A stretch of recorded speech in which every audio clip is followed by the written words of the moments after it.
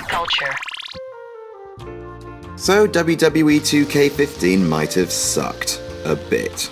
The creation suite was gutted out to fit in all the motion capture CG of John Cena's massive forehead, the My Career mode was a grind, and the showcase mode paled in comparison to its counterparts from previous games. But there were a few gems hidden away in there, one that definitely shouldn't be removed from WWE 2K16. I'm Adam from Whatculture.com, and here are our top 10 things to keep from WWE 2K15. Number 10. The realistic stamina system. We're in the reality era after all, and 2K15 overhauled the franchise's stamina system to reflect this. Take or dish out too many moves and your character becomes sluggish. Climbing the top rope becomes a Herculean task and pins become weak one-arm affairs. It was a clever concept that incorporated some realistic strategy into how you play, and if you didn't like it, you could just turn it off. Number 9. Match structuring. In 2K15 you couldn't just charge out of the box all guns blazing. To quote JR, the two opponents had to feel each other out in the get-go, and this took the form of a rock-paper-scissors style chain wrestling minigame. Frustrating to some,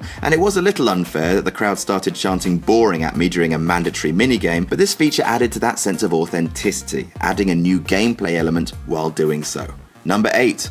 Blood. We like the red sauce, okay? It doesn't make us monsters. Well, maybe some of us. But while WWE have turned their back on the proverbial Crimson Mask, there's no denying the impact that the sight of blood can have. Just take WrestleMania 31's main event for proof of that. Don't take it away from us, 2K. We kinda need it. Number 7. The DLCs. Could we please have them for less money? Buying all of the packs as they came out would cost an extra 40 English pounds or 76 Yankee dollars, which is enough for a second copy of the game. It might have been worth it if the DLCs were about something a little more than sexual chocolate and the less famous one from Edge and Christian. No offense, fellas. Keep the DLCs. Sure, a year is a long time to wait for new characters and new movesets, but let's be reasonable about the cost, 2K. Number 6. The soundtrack. Yes, I get it, hearing We Dem Boys for the 412th time is enough to drive a man to pants-on-head lunacy.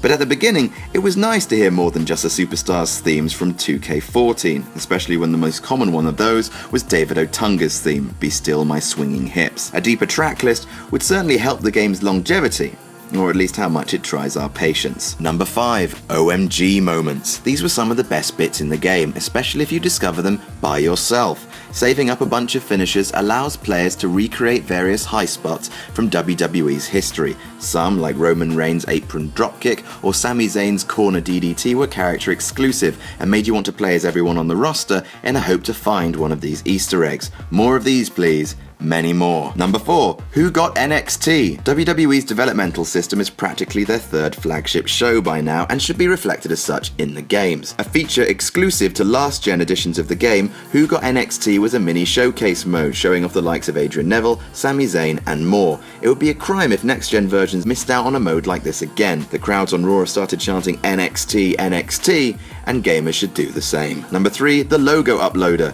This was the only bright spot in the quagmire of woe that was 2K15's creation suite. Gone were Create a Diva, Create a Title, Create an Arena, Create a Finisher, but the creator logo remained, allowing players to upload images into the game to be used for their custom characters. Let's hope it remains, and that the creation options sorely missed last time come back to the fold. Number 2. Sting. The Stinger came up short at WrestleMania, but that hopefully won't mean we're done with him in our games. Rumours persist about the long-awaited dream match between Sting and The Undertaker at WrestleMania 32, and even if that never comes to pass, we should be able to have the chance to create that match for ourselves in-game. You can CGI out the bald spot if you like, but let the icon stay. And number 1, the entrances. Perhaps a controversial choice, considering that the Flash entrances included in WWE 2K15 have been carrying a lot of the blame for so much of the game's creation suite having to be cut down. But damn it, they're a work of art and contributed greatly to the feel of the game. The in-game model of Bray Wyatt might have looked like he was trying to eat his own face, but his entrance was stunning. So that's our top 10 things to keep from WWE 2K15. What about you? Have we missed anything out? What would you like to see return in the next game? Hit us up below with your comments. Don't forget to subscribe. I'm Adam from Whatculture.com, and I'll see you soon.